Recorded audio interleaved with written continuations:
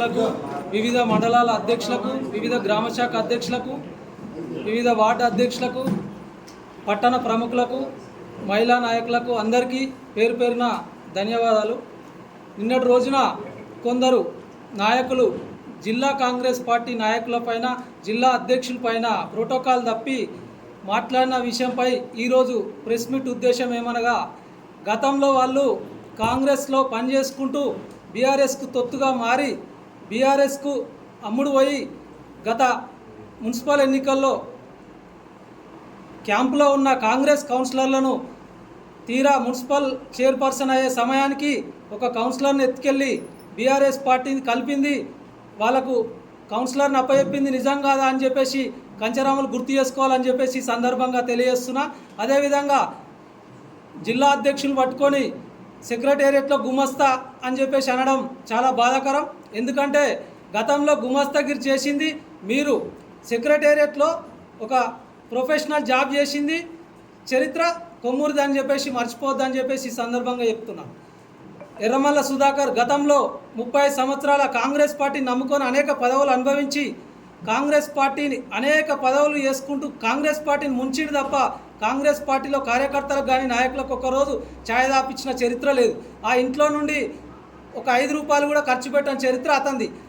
ఈ విషయం మొత్తం వాళ్ళ కన్న కొడుకు కోడలే బయట జనగామ ప్రజలకు మొత్తం చెప్తుందని చెప్పేసి మర్చిపోవద్దు. అదేవిధంగా కంచరాములు గారి చరిత్ర, అతను ఒక రౌడీ షీటర్. 2004లోనే అతనికి రౌడీ షీటర్ వచ్చింది. ఎందుకంటే అనేక దారి దోపిళ్ళు, డమ్మీ కేసులు, హత్య కేసుల వల్ల అతనికి రౌడీ షీటర్ ఓపెన్ అయింది. 2000 తన సొంత స్నేహితుడిని గుడ్లెంకట్ అనే వ్యక్తిని మర్డర్ చేసిన చరిత్ర కంచరాములు గారిది. అదేవిధంగా 2009లో కుర్మకులస్తులైన 2 తండ్రి కొడుకులను చంపిన చరిత్ర కంచరాములు గారిది. అదే మచ్చలేని నాయకుడు మా కొమ్మూరు ప్రతాప్ రెడ్డి గారు విద్యా సంస్థల కోసం 12 ఎకరాల భూమి దానం చేసిన కొమ్మూరు ప్రతాప్ రెడ్డిని పట్టుకొని ఫ్యాక్షన్ రాజకీయాలని చెప్పడం అది తప్పుగా భావిస్తున్నాం. ఎందుకంటే ఫ్యాక్షన్ చరిత్ర ఉన్నది మీకు, చీడపురుగులు పార్టీలో ఉన్నది మీరు.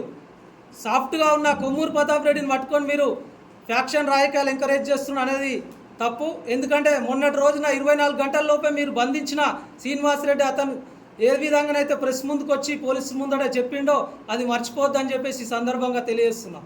అదేవిధంగా జనగామలో వీళ్ళు కాంగ్రెస్ పార్టీ ఎన్నికలు ఎప్పుడున్నా అభ్యర్థులను బెదిరించుకుంటూ బెదిరించి అవతల పార్టీకి అమ్ముడు పోయి అవతల పార్టీ దగ్గర డీల్ మాట్లాడుకున్నది నిజం కాదా అని చెప్పేసి సందర్భంగా ఎర్రమల్ల సుధాకర్ గారు వాళ్ళ మామిడి తోటలో ఏం చర్చలు జరిగిరు, మీరు ప్రతిపక్ష పార్టీ అయిన బీఆర్ఎస్ పార్టీ ఎమ్మెల్యే అనుచరులతో మీ తోటలో ఏం మీటింగ్ పెట్టిరో అది చెప్పగలుగుతావా అని చెప్పేసి ఈ సందర్భంగా తెలియజేస్తుంది.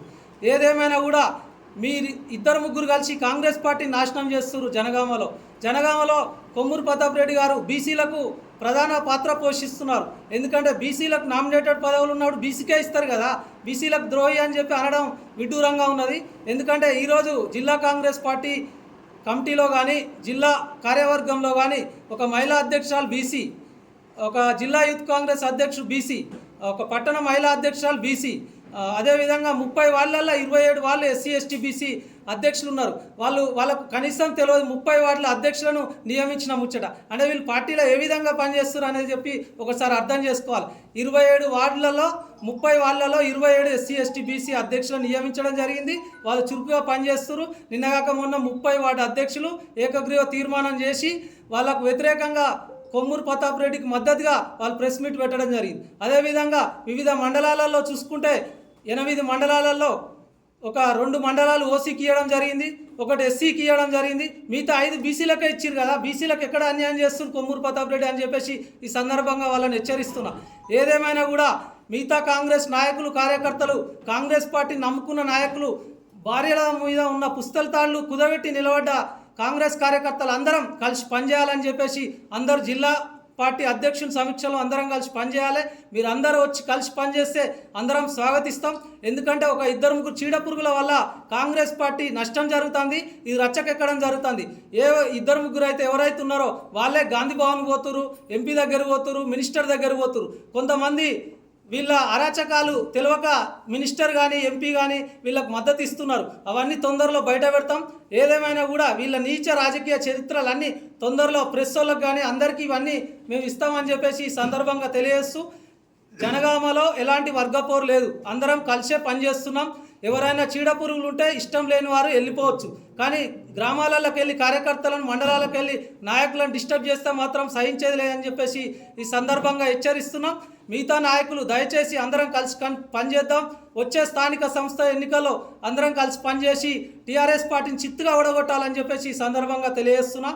అదేవిధంగా మొన్న ఎన్నికల్లో పల్లారాజేశ్వరితో కుమ్ముక్కైంది వీళ్ళు వాస్తవం కాదా అని చెప్పేసి సందర్భంగా తెలియదు. వీళ్ళు పెద్ద పెద్ద ఫ్యాక్షన్కు మేము రెడీ అంటే మీ చరిత్ర అది ఫ్యాక్షన్ చరిత్ర కాబట్టి మీరు ఫ్యాక్షన్కి రెడీ అంటారు.